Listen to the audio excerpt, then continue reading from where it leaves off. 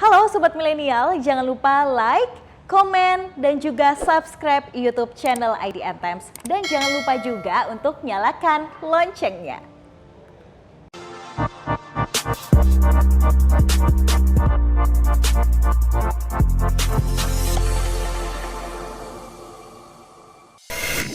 Halo Sobat Milenial, apa kabar? Saya Santi Dewi, jurnalis dari IDN Times yang ada di Jakarta.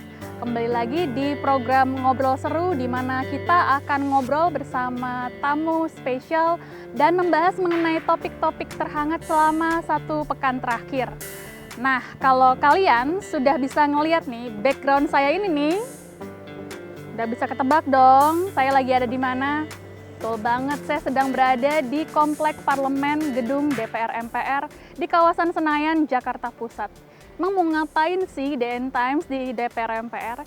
Kita akan ngobrol dan bertemu dengan petinggi partai besar di Indonesia yang juga duduk sebagai anggota DPR.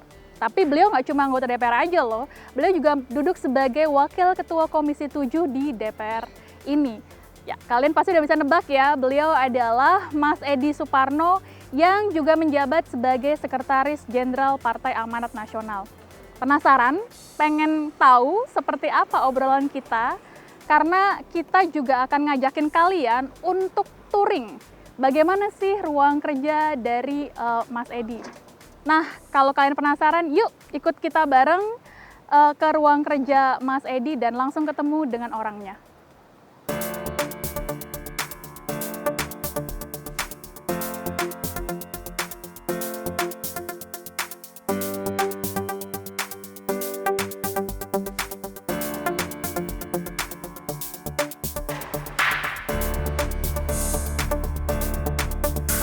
Sobat Milenial, saat ini saya sudah ada nih di depan ruang kerja salah satu anggota DPR yang juga menjadi elit dari salah satu partai politik besar di Indonesia.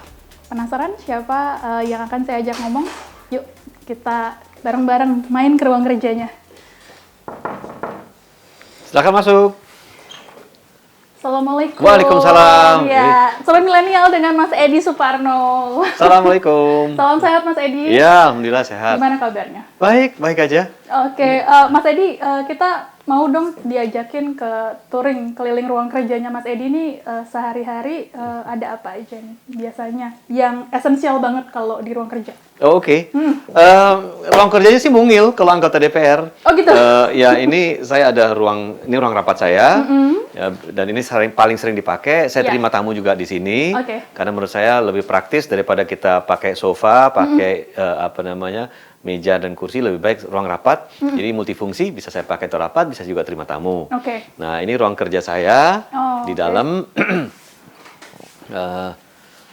Saya sehari-hari di sini, berkegiatan di sini, dan segala sesuatunya sekarang saya udah jarang menulis, jadi sekarang semuanya pakai komputer, dan ini harus ada karena kita sejak COVID kemarin sudah terbiasa menggunakan Zoom, jadi semuanya sekarang dilakukan secara online. Ya, jadi ya ini termasuk ke ini juga kegiatan-kegiatan perkuliahan. Saya kebetulan ambil kuliah S3, jadi itu juga lewat Zoom. Jadi ini udah jadi sahabat setia saya. Oh, oke. Jadi ini mirip kayak apartemen 2 kamar gitu nggak sih Mas? Iya. Kalau ini dan di luar ada tempat ruangan staff ya, tempat staff bekerja, dan inilah segini ruang kerja kita. Dulu saya asalnya dari perusahaan swasta, akhirnya pindah ke politik. Kalau swasta agak lebih luas ruangan kita, tapi di sini saya kira yang penting fungsional.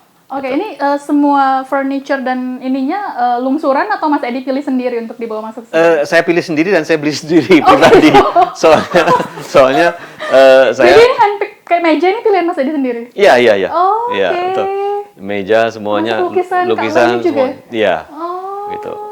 Itu semua sendiri. Dan menurut saya yang paling esensial di ruangan ini yang paling penting bagi saya ini mesin kopi saya. Oh. Nah, ini paling penting nih. Kalau nggak ada ini susah kita mulai bisa kerja fokus. Oke, oke. So how you start your morning routine dari pagi? Rutinnya ya biasanya rutinnya minum 1 pagi, siang 1, nah sore kalau sampai masih di sini 3, jadi 1 lagi, jadi 3 per hari, 3 kapsul. Oke. Jadi tapi kegiatan aktivitasnya kan Mas Edi juga selain sebagai Sekjen Partai Amanat Nasional juga di DPR sebagai ketua komisi gitu. Itu bedanya apa sih Mas ketua komisi dengan anggota biasa di komisi itu? Saya wakil ketua komisi 7 mohon maaf ya. Nah, terus di sana memang kegiatannya kita banyak melakukan fungsi DPR, pengawasan, penganggaran, perundang-undangan ya. Dan di komisi 7 itu kita mitranya Kementerian ESDM, jadi kita membahas masalah energi, pertambangan, ya. Terus ada Kementerian Perindustrian, semua aspek perindustrian, termasuk riset dan inovasi, BRIN. Jadi kita membahas berbagai isu yang terkait di sektor itu, dalam fungsi itu, pengawasannya, ataukah perundang-undangannya, dan lain-lain. Nah, biasanya saya mulai dari pagi sampai sore kita berkegiatan sini, nanti mulai sore sampai malam di kantor partai. Oke. Nah itu ngebaginya dengan kegiatan rapat-rapat di gedung sidang dewan tuh gimana tuh Mas? Ya harus agak pinter-pinter membagi waktu. Ya memang kalau kegiatan partai biasanya mulainya sore sampai malam. Nah jadi saya punya keleluasaan dari pagi sampai siang dan sore saya ada di sini. Dan kebetulan hari ini kan Jumat, ya kelihatan kita santai karena Jumat memang nggak ada sidang, nggak ada rapat di DPR. Jumat memang dialokasikan supaya anggota DPR tuh kembali ke dapilnya. Tetapi saya lebih mengalokasikan waktu untuk menyelesaikan pekerjaan-pekerjaan yang minggu lalu belum tuntas di DPR, termasuk juga untuk kegiatan-kegiatan nanti saya jam 4 udah mulai bergerak ke kantor DPP PAN. Jadi memang kalau anggota DPR tuh tidak seperti persepsi orang kebanyakan yang mengatakan kerjanya santai gitu ya, tinggal duduk lalu terima gaji bulan, kayak gitu ya Mas Edi ya? Enggak, saya kira kalau anggota DPR kan punya tanggung jawab ya, punya kewajiban dan mereka masing-masing punya tugas. Oleh fraksi juga dibagi tugas-tugasnya. Jadi misalnya ada yang kemudian fokusnya untuk menangani masalah di komisi saya energi, ada yang fokusnya mungkin di bagian industri, dan satu lagi riset. Tapi semua orang punya peran dan tugas dan itu diawasi oleh ketua kapoksinya, kepala untuk kepala pokok pekerjaan yang ada di masing-masing komisi gitu. Nah, mereka itulah yang kemudian mengawasi anggota-anggotanya gitu. Ya apakah mereka hadir atau tidak gitu loh. Aktif di dalam kegiatan-kegiatan atau tidak, di dalam diskusi, dalam dialog, dalam rapat dengar pendapat, apakah mereka mampu mengeluarkan pandangan, dan pandangan itu justru yang punya substansi, yang punya nilai tambah dan lain-lain. Jadi banyak yang sekarang memang lebih aktif karena memang pengawasannya sangat ketat. Kalau kita di PAN kita sangat ketat ya untuk memantau absensinya, memantau kegiatan itu kan bisa dilihat karena semua rapat-rapat DPR direkam. Iya betul. Jadi kita bisa lihat apakah yang bersangkutan datang tapi hanya diam aja atau datang sebentar habis itu pergi lagi gitu. Jadi kita bisa pantau. Jadi itu menjadi salah satu bahan evaluasi kita untuk itu. Tapi punctuality atau ketepatan waktu itu penting nggak sih Mas buat anggota DPR, misalnya hadir di rapat-rapat yang ada di Nusantara 2 gitu atau kegiatan lain yang di lingkungan Senayan DPR ini? Ya, bagi saya kedisiplinan itu modal dasar ya bagi kita untuk bekerja, modal dasar bagi kita untuk diperhitungkan seperti apa karakter kita dalam bekerja. Dan menurut saya itu adalah salah satu tonggak penting terutama bagi tidak hanya anggota DPR, tapi dari profesi manapun ya kedisiplinan terutama ketepatan waktu itu menjadi salah satu modal utama kita dalam bekerja, modal utama. Dan menurut saya ya orang itu dilihat kalau dia tepat waktu biasanya tepat janji gitu. Iya, betul, jadi betul. bisa dipegang omongannya. Iya, kurang lebih betul, seperti betul. itu. Nah, jadi bagi saya itu penting. Nah, rapat-rapat DPR itu biasanya mulainya tepat waktu.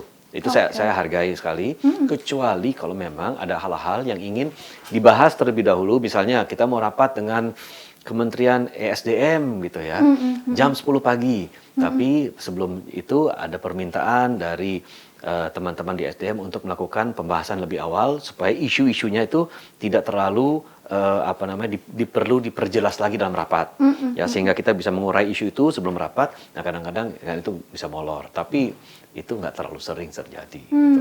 Tapi ini kalau di ruangan ini, Mas Edi, which one is your favorite spot? Kalau misalnya lagi suntuk banget untuk bisa dapat ide atau inspirasi atau apapun itu, di mana yang paling favoritnya? Oh favoritnya? Sini nih. Nih. Sebelah mana tuh Mas Edi? Nih, ini reclining chair saya. Oh ini bisa di-recline? Bisa di-recline. Ini bisa buat mijet juga nggak nih Mas? Enggak. Kan suka ada yang bisa kursinya buat mijet. Enggak. Oh, Jadi ini bisa recline. Jadi kalau saya juga kadang-kadang in between rapat, kadang-kadang kita rapat-rapat, apalagi kalau bicara anggaran ya, itu bisa sampai malam. Oh Gitu. iya. Kadang-kadang kalau lagi butuh waktu untuk recharge, 15 menit, 20 menit, di sini recline sebentar, habis itu udah fresh lagi. Oh oke. Ini lungsuran atau Mas Edi sendiri yang? Saya sendiri. Oke, jadi ini kebiasaan waktu pas di ini ya, swasta kemudian dibawa ke sini? Iya, ini dari kantor lama ini. Oh, I see. Tapi kalau menurut Mas Edi, istirahat sebentar, taking power nap gitu, penting nggak sih Mas? Di tengah kesibukan jadwal-jadwal yang kayaknya ketat banget gitu, kayak selisih jadwalnya itu nggak ada bahkan sejam gitu. Kadang-kadang penting dari aspek ini ya, bagi kita untuk kembali meriset pikiran kita, ya itu penting menurut saya. Jadi kita datang lagi, mulai rapat lagi, mulai bicara lagi dengan perspektif yang sudah berbeda, menurut saya seperti itu. Tapi kadang-kadang kalau kita ingin istirahat, badannya mungkin sudah lelah gitu ya, sudah lelah. Tapi pikirannya jalan terus, mau kita 15 menit, 20 menit, nggak merem-merem aja tuh. Gitu. Iya benar-benar, tetap aja pikirannya masih ke bawah ini ya, walaupun tubuhnya di sini. Oke, ini kan sebenarnya kalau kita ngeliat gedung ini ya, Mas Edi, itu ibarat kayak sebenarnya satu gedung ada beberapa kantor, tapi sebenarnya di lantai yang lain tuh ada beberapa fraksi yang berbeda gitu. Itu sering saling main ke tetangga gitu nggak sih Mas? Oh iya, sering.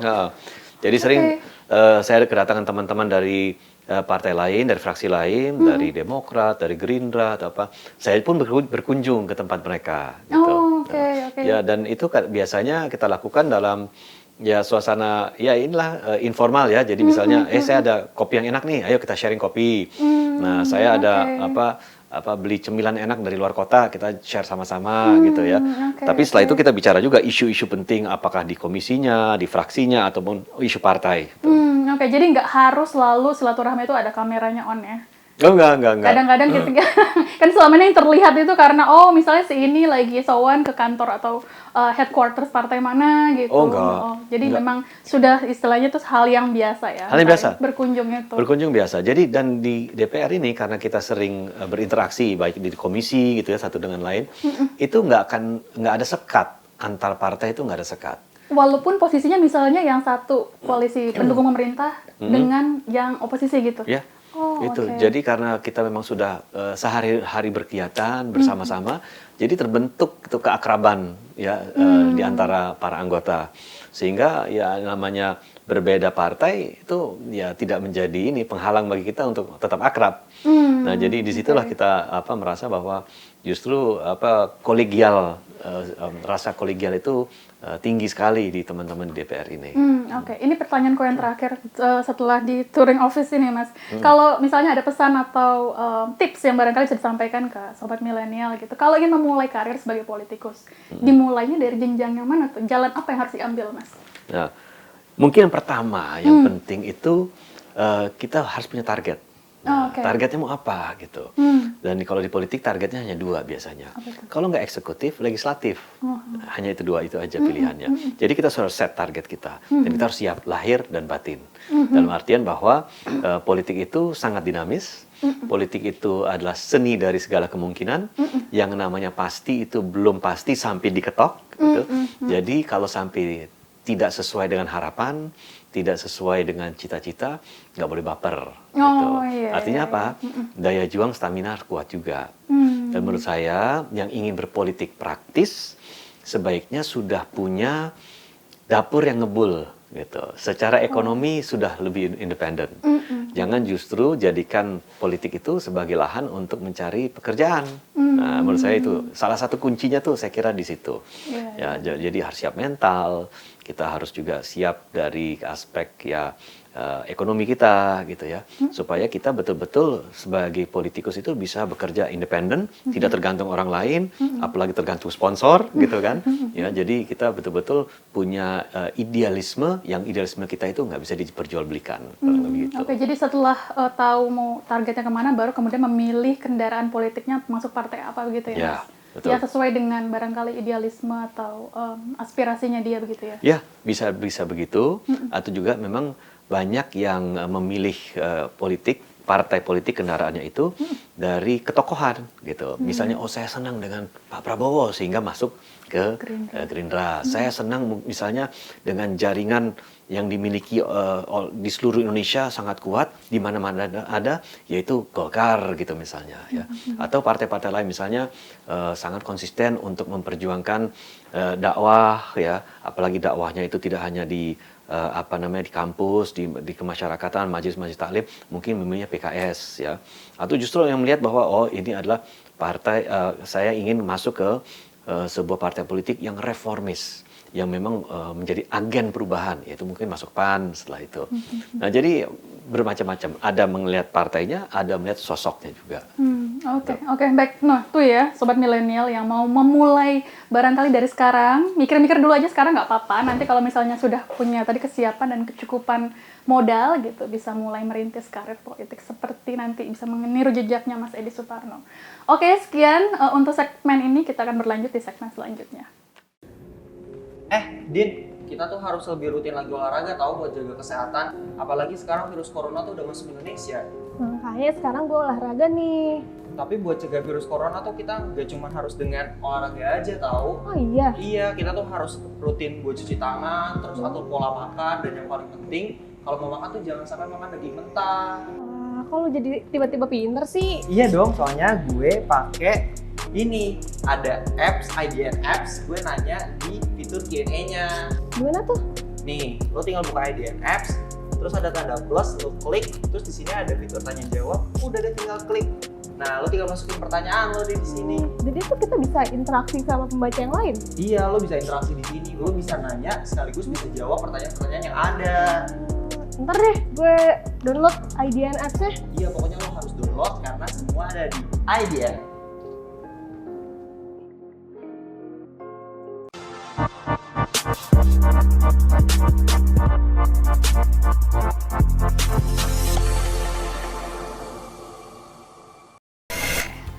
Sobat milenial, kembali lagi dengan saya Santi Dewi, jurnalis dari IDN Times yang berbasis di Jakarta.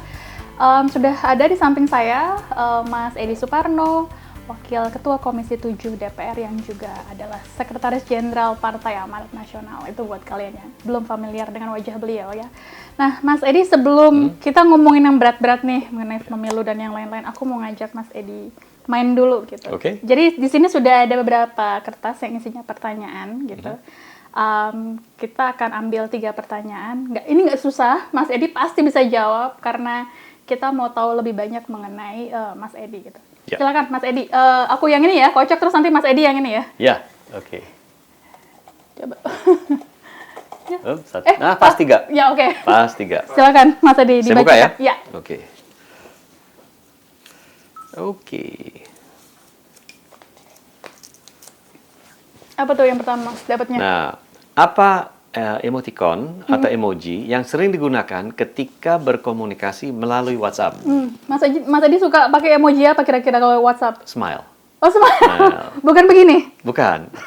Selamat pagi, terus atau salam sehat, atau terus pakai smile gitu. Oke. Kenapa smile, Mas? Supaya orang tersemangati gitu. Oh, oke. Smile. Jadi orang yang mungkin juga sedang lesu, sedang suntuk atau apa, begitu dapat smile itu kan biasanya ya emosinya jadi berbalik. Jadi ikut happy, ikut tersenyum. Harapannya begitu. Mudah-mudahan begitu. Jadinya. Apa emoticon yang paling Mas Edi jarang pakai atau jangan sampai aku pakai itu kalau di WA? Lagi marah. Oh gitu. Iya. Emoticon yang marah. Marah. Jadi yang warna merah gitu ya, mukanya buncut gitu. Nah, itu jarang banget dipakai. Tapi pernah sampai ngeluarin emoticon itu, Mas? Mungkin pernah ya, pernah. Sekali saya ingat waktu itu saya dikasih tahu Bapak penerbangannya misalnya jam 5 sore gitu ya. Jam jam ya 5 sore, ternyata jam 15 gitu. Oh, itu jauh banget. Nah, jadi akhirnya saya datang ke bandara, pas lagi on the way dikasih tahu, "Pak, Bapak jadi berangkat nggak?" Ditelepon gitu. "Ya, saya lagi on the way kan jam 17." "Enggak, Pak, bukan jam 5 sore, jam 15." Nah, terus saya ke staff, saya kirim emoticon ini, kamu salah kirim nomor penerbangan dan jam penerbangannya.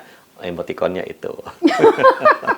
Oh, berarti jangan sampai dikirimin emoticon ini nih dari Mas Edi nih. Bisa langsung ini apa namanya pucet mukanya. Panik at the disco kalau begitu. Oke, silakan dibuka Yang kedua ya? tas kedua ya. Oke. Apa aja film yang sudah ditonton dalam waktu 2 bulan terakhir? Ini film di bioskop ya, Mas? Di bioskop hanya satu nonton. Apa tuh? Top Gun 2. Oke, oh yang Maverick ya. Ya. Oke. Maverick. Kenapa Mas Edi memilih nonton film itu? Karena saya bukan lahir, tetapi saya besar di era Top Gun pertama. Oke, Gitu. benar. Ya, di era Top Gun pertama, saya ingin tahu kayak apa sih. Itu. Dan sebelum nonton itu saya persiapan. ya? Persiapannya apa? Apa? Nonton yang Top Gun pertama. Oh, biar nyambung ya, biar nonton yang kedua. Selain nyambung, lihat teknologinya. Dulu bikin teknologi filmnya seperti apa, sekarang berubah canggihnya seperti apa. Gitu. Oke. Baik itu dari segi apa namanya sinematografinya, dari segi bagaimana teknik pengambilan filmnya, termasuk juga teknologi yang dipakai. Sekarang kan jauh lebih canggih. Betul, gitu. betul. Nah, dan saya perhatikan memang beda ya, berbeda banget. Tapi ya inilah apa namanya, karena nonton film itu agak teringat masa muda banget waktu itu. Ya makanya happy lah waktu itu nonton. Dan nonton itu dengan keluarga. Jadi setiap kali kalau ada Tom Cruise datang, dia ngomong apa dan dia ingat ke masa yang lalu, saya ceritakan anak saya, dulu waktu itu begini nih, waktu saya nonton film pertama gitu. Terus istri saya juga ngomong, itu ya nontonnya Pacar Lama ya dulu ya. Gitu.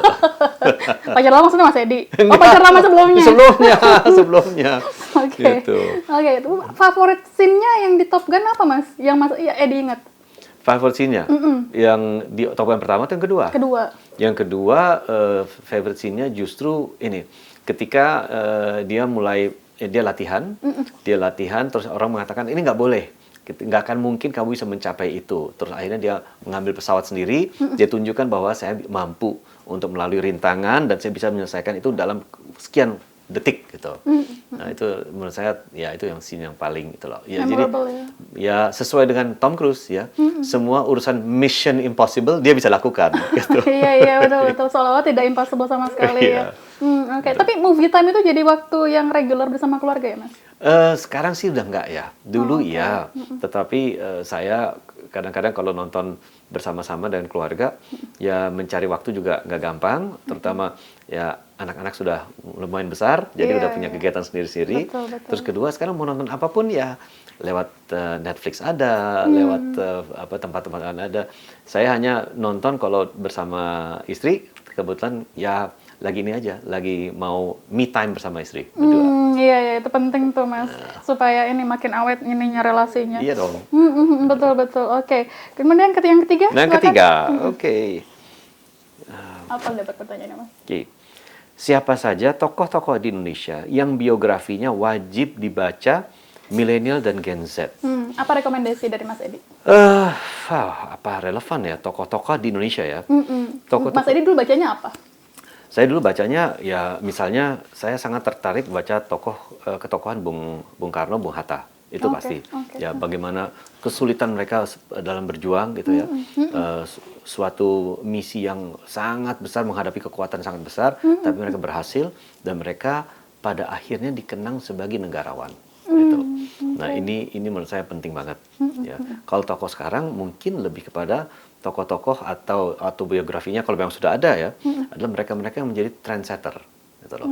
Apakah trendsetter itu di bidang teknologi misalnya ya, atau trendsetter di bidang keuangan itu kan banyak sekarang ahli-ahli keuangan ya yang dengan sangat sederhana bisa menjelaskan ini loh, kalau kamu mau investasi, mau menabung dan lain-lain, caranya seperti ini gitu.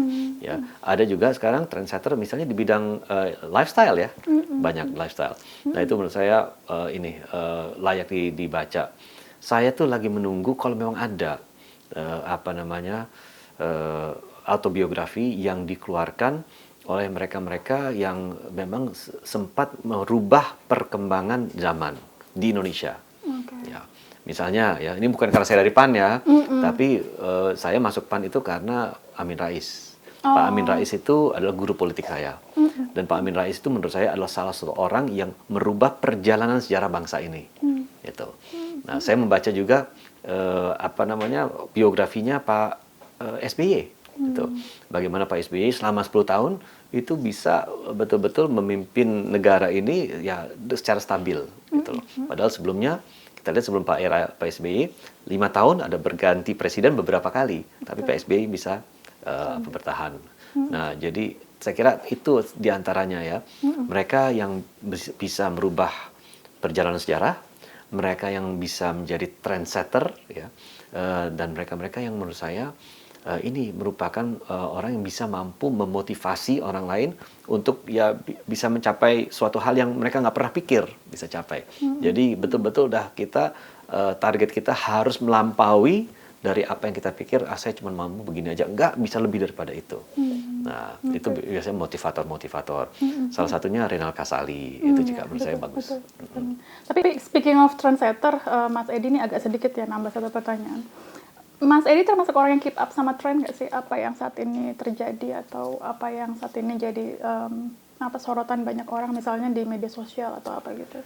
Oh iya, saya kira saya mau nggak mau ya kita harus ikutin. Karena sekarang ini kita menghadapi masyarakat yang selalu dinamis, ingin mengetahui dan ingin mendapatkan jawaban gitu loh terhadap hal-hal yang sekarang memang berkembang dan berkembangnya cepat sekali di era teknologi. Jadi kita mau tidak mau harus selalu up to date, harus selalu mengetahui perkembangan yang ada. Dan lately yang saya ikuti dan banyak sekali menjadi kegemaran anak-anak muda. Satu misalnya investasi di cryptocurrency. Ya, jadi Bitcoin, NFT itu kan hal yang sangat baru, tetapi banyak peminatnya.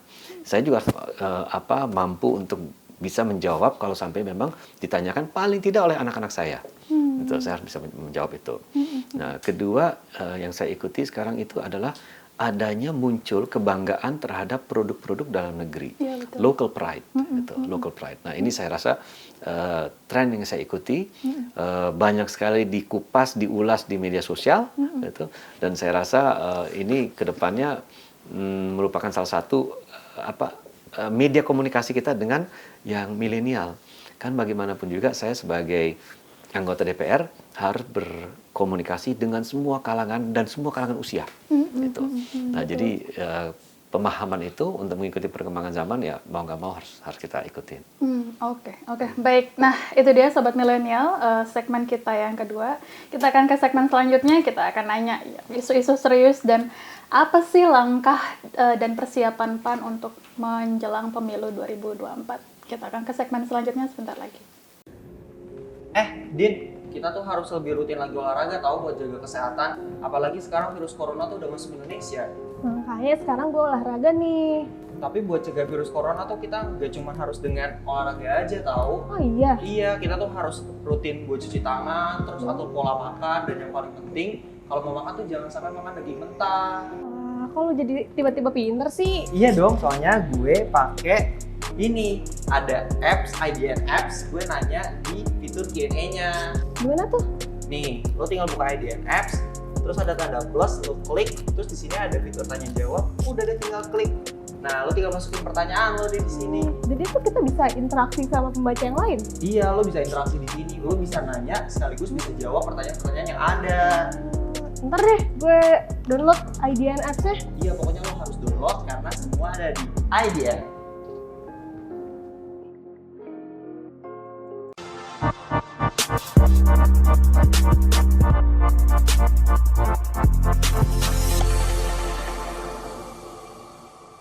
Sobat Milenial, kembali lagi di segmen yang terakhir bersama dengan Mas Edi Suparno, Wakil Sekretaris Jenderal Partai Amanat Nasional yang juga menjabat sebagai Wakil Ketua Komisi 7 di DPR. Nah, Mas Edi, aku mau nanya-nanya soal persiapan PAN menuju ke 2024 nih. Kalau kita lihat ya, sama-sama kan pas 9 Juni lalu itu PAN bersama dua partai politik lainnya itu mendeklarasikan membentuk satu koalisi bernama Koalisi Indonesia Bersatu. Dan itu ada MOU-nya tuh, atau kesepakatan tertulisnya yang aku lihat. Itu boleh di-share nggak sih Mas, poin-poin dalam MOU itu apa sih Mas? Mungkin secara garis besar ya, garis besar bahwa kita akan bekerja sama untuk melahirkan gagasan-gagasan di berbagai bidang, mulai bidang ekonomi, kesehatan, sosial, dan lain-lain, kedaulatan pangan, kedaulatan energi, ya. Dan kita sepakat untuk tidak masuk ke dalam kontestasi pertempuran ideologis ke depannya. Jadi kita ingin menghindari sebuah kontestasi primordial. Sudah kita anggap bahwa itu sudah tidak baik untuk politik dan demokrasi Indonesia. Kita juga sepakat untuk bersama-sama bekerja sama untuk melakukan pekerjaan menghadapi Pilpres dan Pemilu 2024 termasuk Pilkada.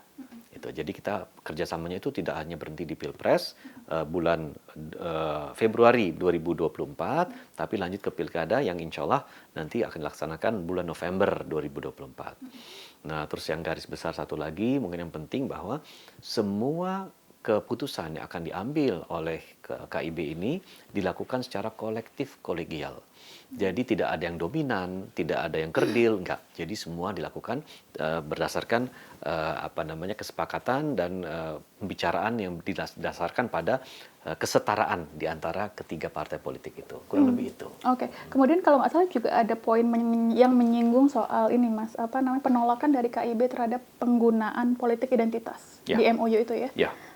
Konkretnya nanti itu diwujudkannya seperti apa Mas? Karena kalau yang saya lihat sebenarnya kalau melihat di pemilu 2014 dan 2019 sebenarnya ya salah satu yang berkontribusi terhadap politik identitas itu ya mau tidak mau kita bisa menyebut juga para politisi yang ikut di dalam pesta atau kontestasi itu gitu. Nah, ini konkretnya seperti apa nanti?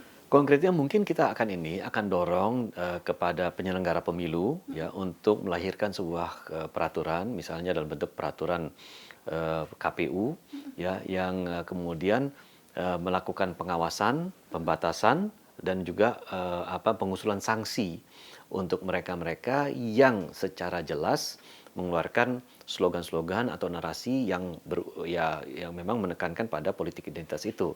Jadi ada aturannya, ada sanksi yang jelas. Nah, ini menurut saya salah satu bentuk konkret. Jadi misalnya nanti ya ada satu partai yang kemudian mengedepankan masalah politik identitas keagamaan terhadap agama yang lain gitu ya, atau minoritas yang lain gitu. Nah, itu langsung bisa disemprit oleh KPU.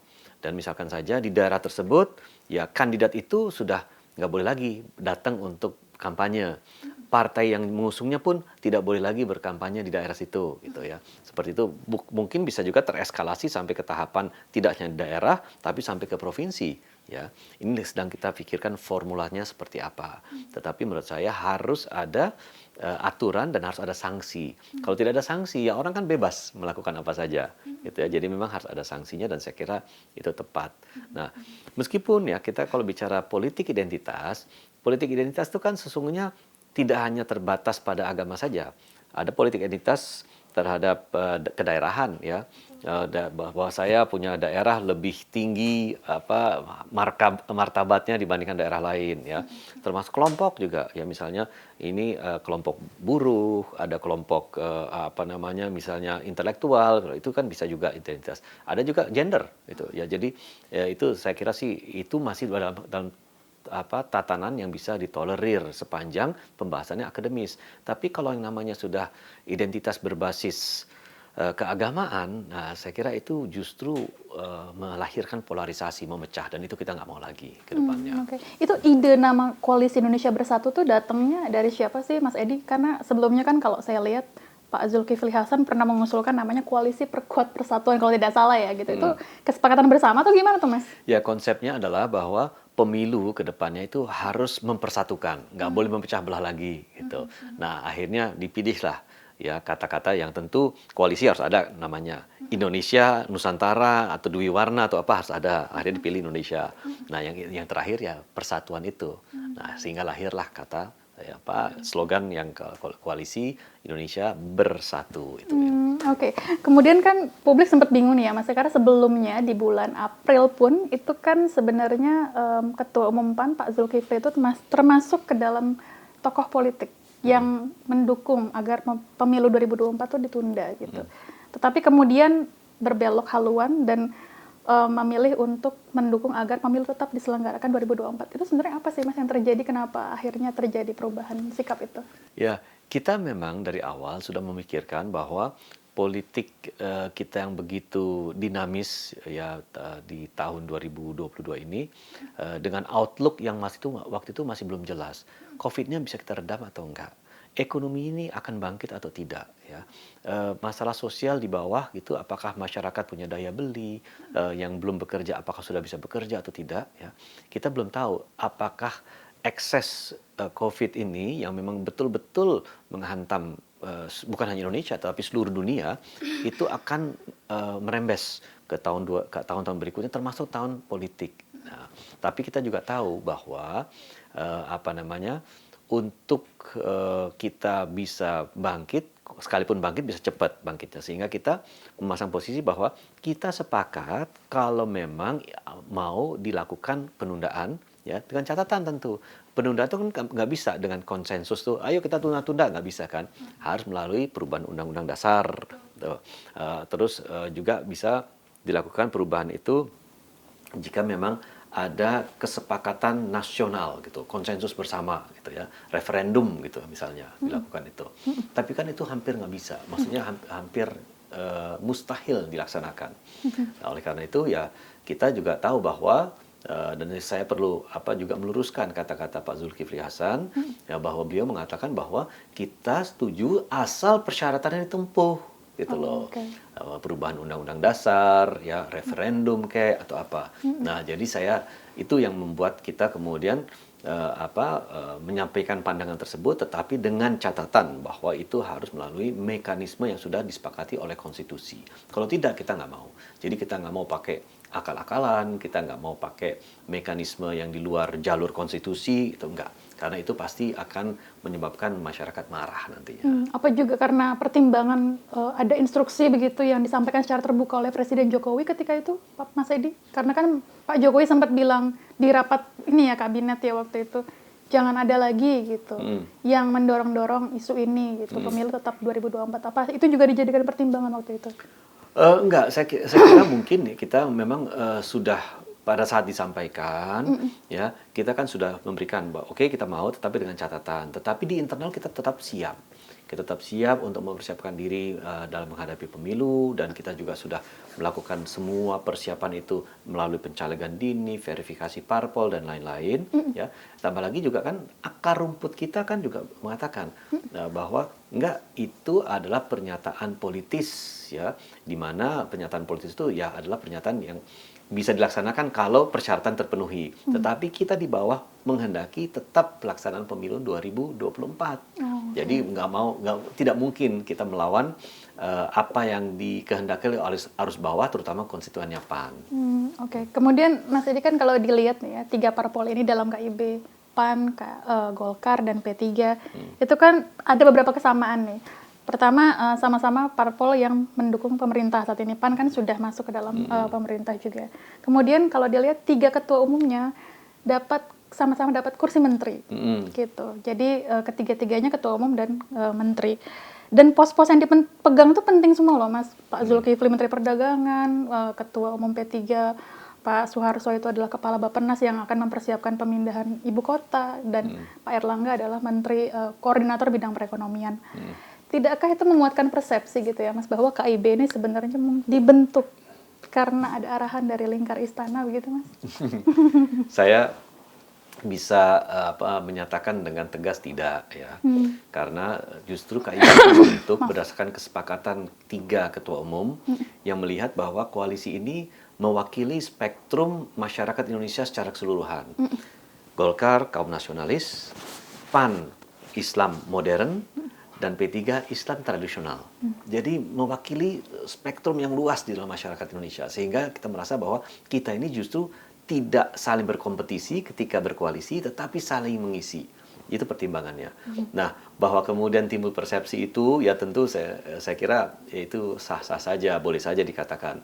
Tetapi dalam hal ini saya tegaskan bahwa tidak ada instruksi apapun dari pihak manapun, ya. Dan kita memang bentuk koalisi itu karena kita ingin semua elemen masyarakat yang begitu luas di Indonesia itu bisa dirangkul di dalam Koalisi Indonesia Bersatu. Oke. Kemudian ada juga nih Mas Edi, mumpung ketemu Mas Edi, ada juga persepsi yang mengatakan bahwa karena KIB ini dibentuknya kan jauh-jauh hari ya, bahkan hampir 2 tahun sebelum gongnya pemilu atau bahkan sebelum KPU itu mengumumkan partai politik yang lolos proses verifikasi Desember nanti gitu.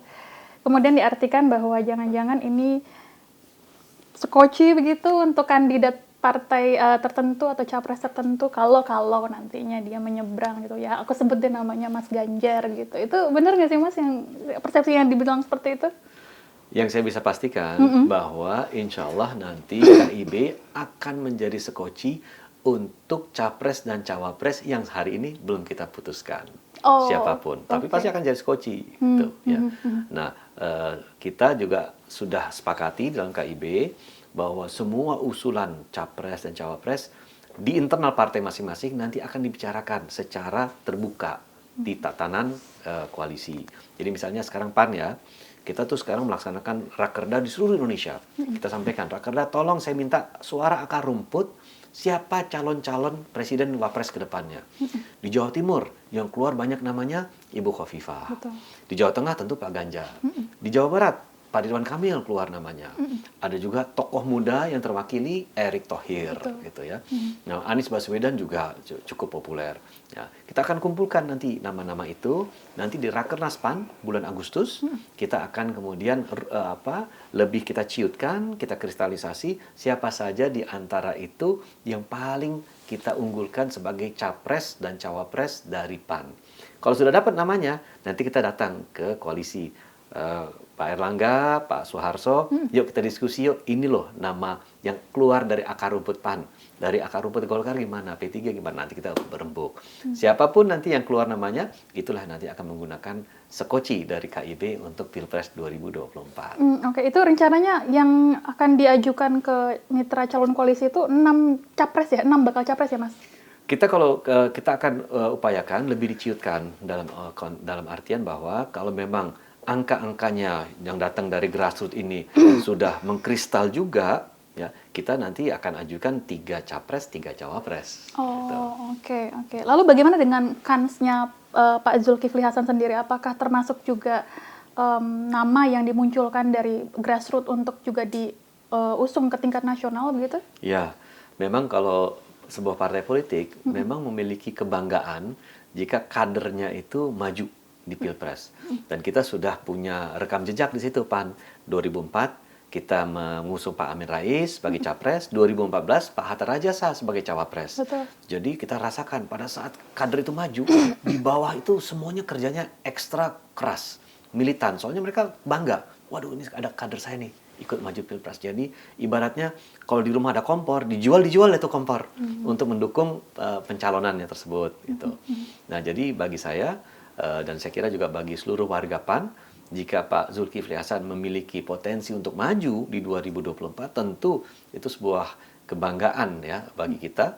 Kalah menangnya nanti dulu. Kita perlukan adalah kita bagaimana kader kita bisa maju.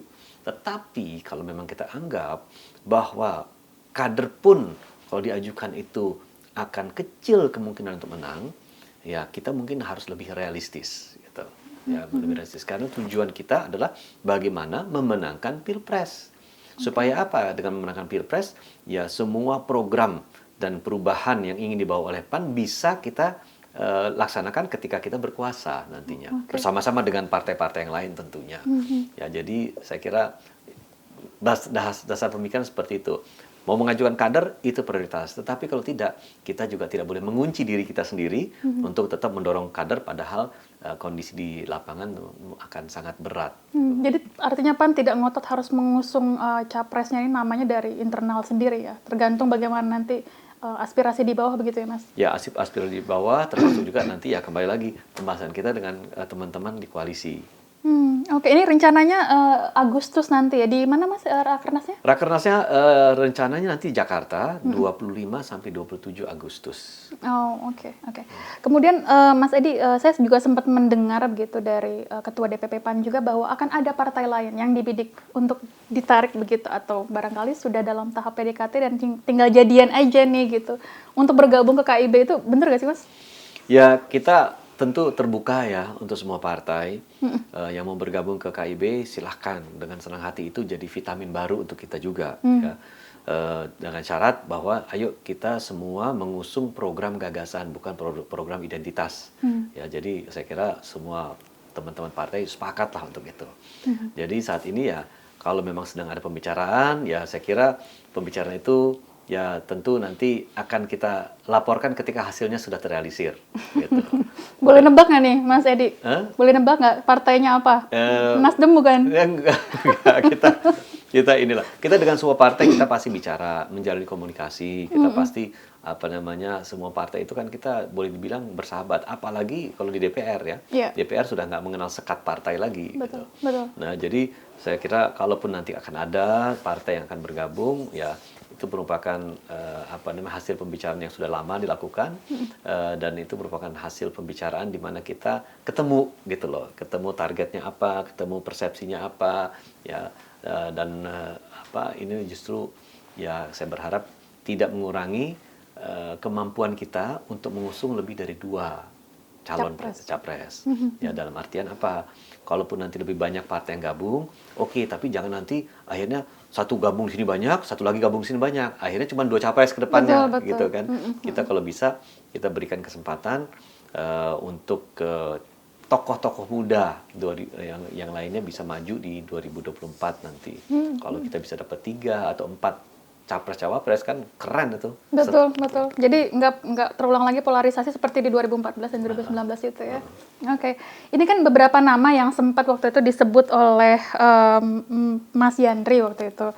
Ada Bang Zulhas, pertama juga ada Bang Ridwan Kamil, Pak Anies, termasuk juga Pak Ganjar Pranowo.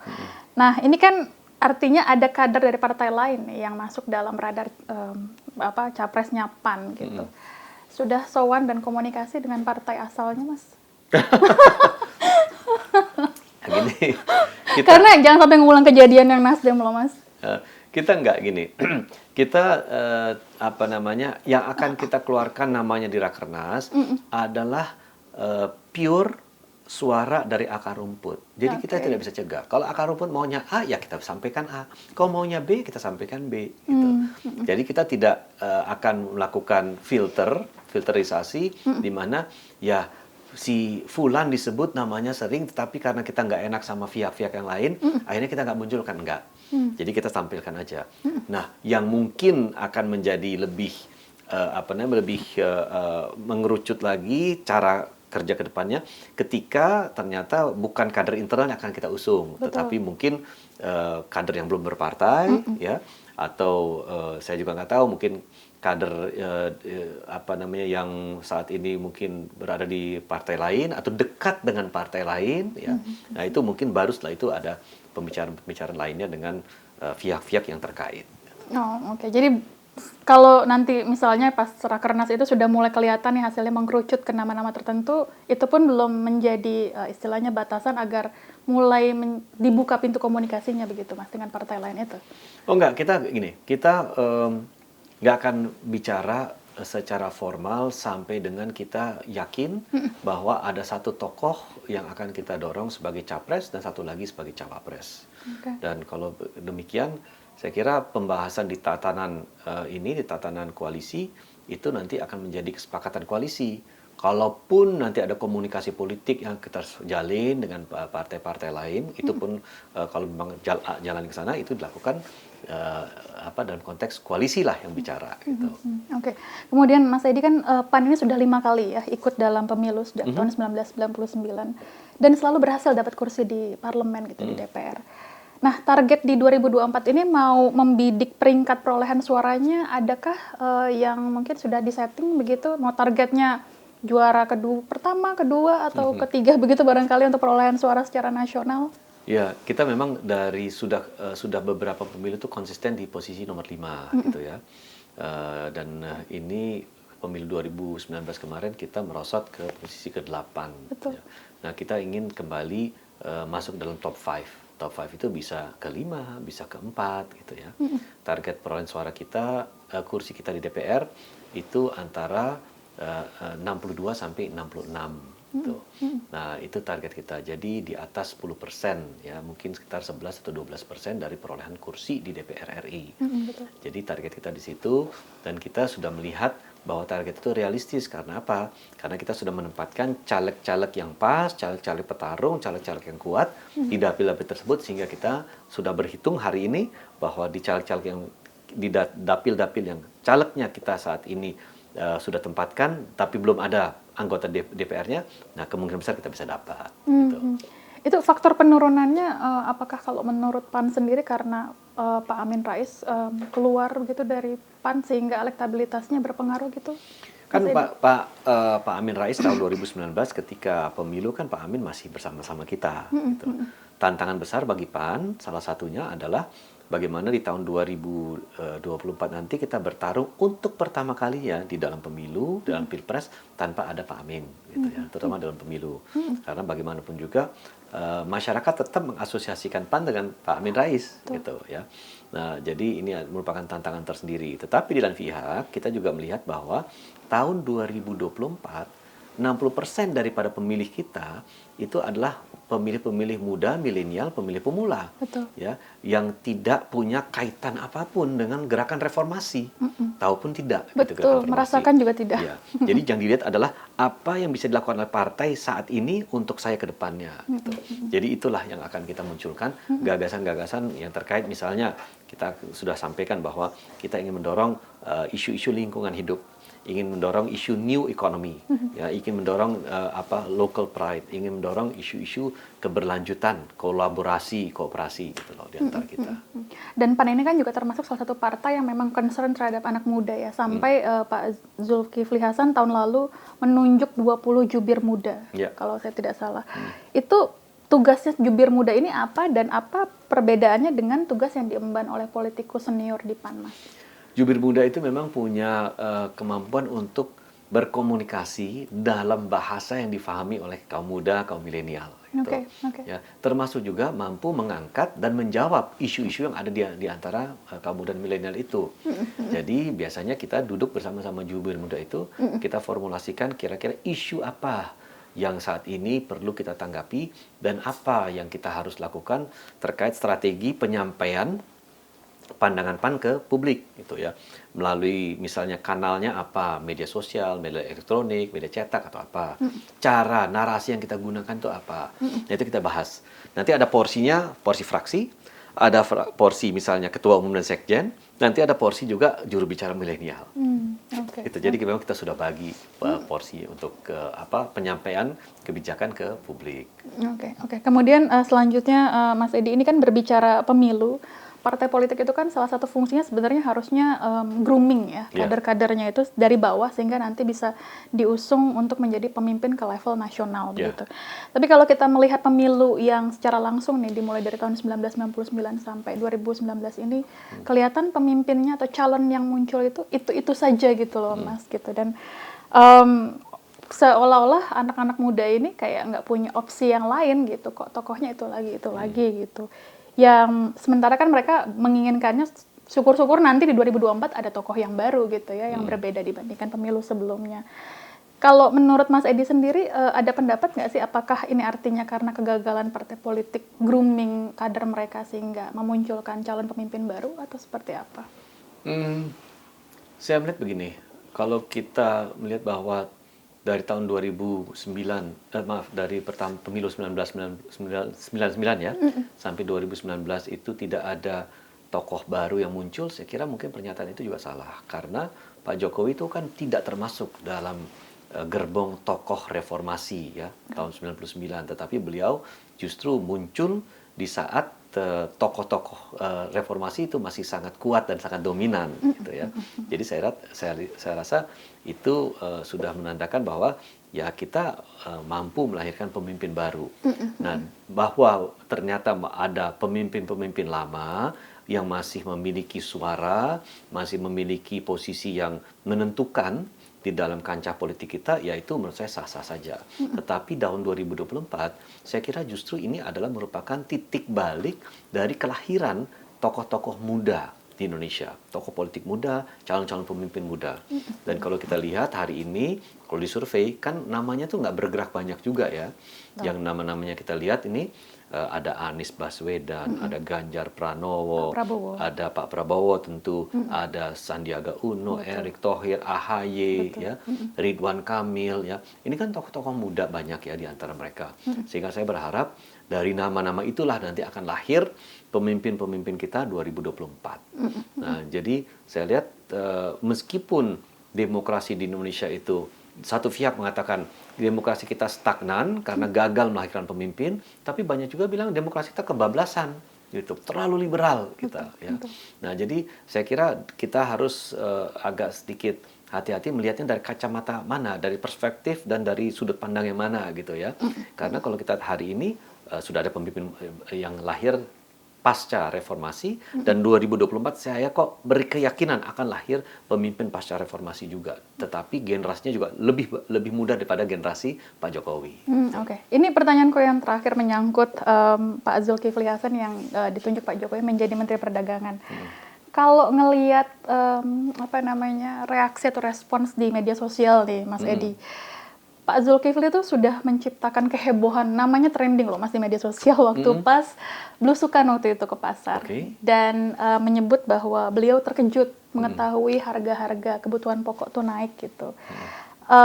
Tapi akhirnya malah alih-alih sebenarnya ingin membuat ingin berempati dengan menyampaikan bahwa oh ternyata harga-harga naik ya gitu. Publik justru mengkritik pernyataan Pak Zulkifli itu gitu. Nah, PAN sendiri melihatnya seperti apa? Apakah melihatnya publik terlalu cepat merespons kinerja Pak Zulkifli Hasan gitu? Berikanlah beliau waktu sampai bisa membuktikan misalnya target atau PR terbesarnya beliau kan yang diharapkan publik itu adalah bisa menurunkan harga kebutuhan bahan pokok termasuk minyak goreng gitu. Atau PAN sendiri melihatnya kritiknya terlalu berlebihan atau gimana nih Mas? Ya, kita kan harus melihat bahwa segala sesuatu itu harus diberikan kesempatan untuk menunjukkan hasil ya, bukti gitu ya. Dan itu kan tidak bisa instan ya. Sebuah kebijakan itu kan perlu diformulasikan kemudian diberlakukan ya. Kalau kita bicara secara